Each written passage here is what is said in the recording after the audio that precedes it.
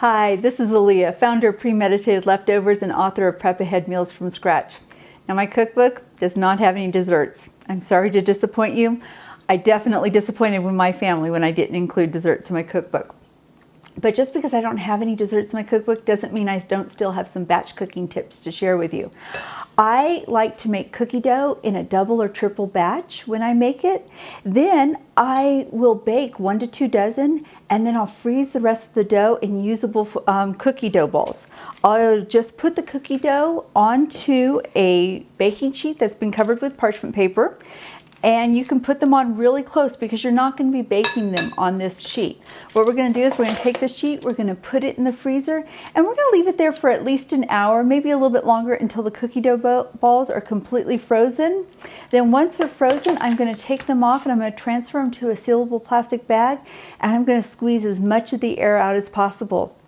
Then when I want to make cookies throughout the week, I can just go and grab 6 and put them on a baking sheet and cook them. And I'll just bake them for a little bit extra time, maybe 4 to 5 minutes over what the recipe normally calls for.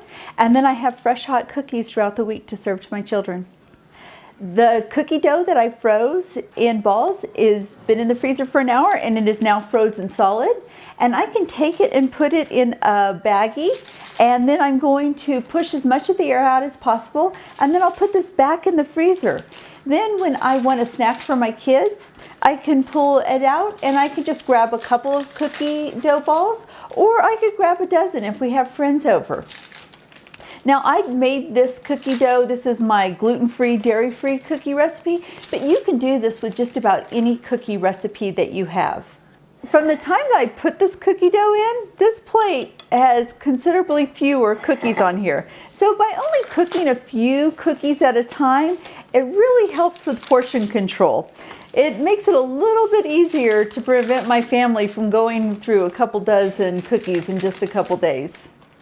All right, these are going to go into the freezer so that we can enjoy them later. You can find my gluten-free, dairy-free chocolate chip cookie recipe at Premeditated Leftovers, and the link is right below this video.